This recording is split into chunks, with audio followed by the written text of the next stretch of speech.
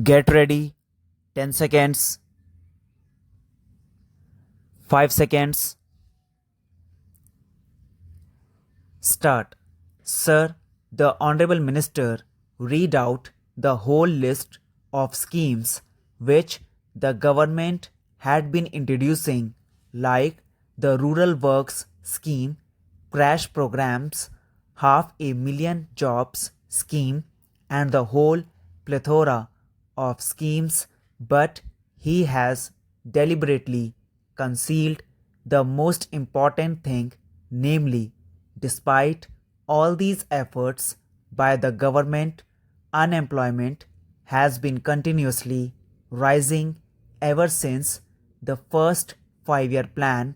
If in the beginning of the first 5 year plan, unemployment totaled 33 lakhs, now it is anywhere near 400 lakhs plus 30% of the population who are in a state of disguised unemployment. Unemployment problem is continuously getting aggravated despite all the crash programs, despite all the rural works programs that have been undertaken so far. I am tempted to say this because the Honorable Minister has deliberately used the details of the various schemes of the government only to conceal the main point that the government has utterly failed to solve the problem of unemployment. Whatever they have done has been a drop in the ocean, and the unemployment program continues to be aggravated. You may be putting a few crores of rupees here and there in the name of solving unemployment problem, but in fact whatever money you have put in the unemployment schemes have been frittered away by private hungry contractors and political workers of the ruling party at the local level. They have been misusing the funds rather than creating assets. I would like the Honorable Minister, for example, to tell the House, out of the total investments you have made for the crash programs, for the rural works programs, how much percentage of the total outlay has been spent on reproducible assets. Government will not be able to give the figures because, like the figures for unemployment, government refuses to collect figures regarding reproducible assets.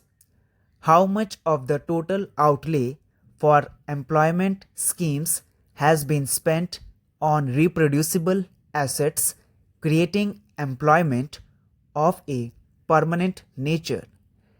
In fact, a large proportion of the money has been spent on investments which create only temporary jobs, and the main days that have been added to the total employment figures are only temporary in nature, even if they are real. Mr. Vice Chairman, Sir, the Honorable Minister said the proposal of the mover of this bill, namely, in case government is unable to provide employment, it is duty bound to pay unemployment allowance, cannot be accepted. The main reason put forward by the Honorable Minister is that investment should be used in productive schemes and not for giving doles. That was one of his arguments. He said that because of the resource position, the government could not utilize their limited resources for unemployment allowance because the implications would be too large. large amounts of money will be needed for such a scheme. He also said in his characteristic fashion that if unemployment allowance is given, it will add to the inflationary pressure. I fail to understand his logic because unemployment allowance can add to inflationary pressure only in a situation where such resources have been created by deficit financing, or in a situation where unemployment allowance is given without commensurate development activity. It is true that in a period of inflation, in a period of economic stagnation, as we are having today, any disbursement of money from deficit financing will add to inflation. The mover of the motion or anybody else did not demand such an allowance to be distributed. We demand that while the economic crisis should be solved by changing the economic policies of the government is duty bound to give unemployment allowance in case the government fails to provide gainful employment to the people, particularly the working people. The Honorable Minister spent a lot of time in enumerating the steps that government have taken. For example, the Bhagwati Committee's interim report was submitted earlier, an interministerial group report was submitted, and the final report was submitted in May 1993. Then another interministerial group was formed by the Planning Commission. They deliberated and submitted a report after a number of years. Interim reports, final reports, interministerial groups, reports, and reports galore, but no action.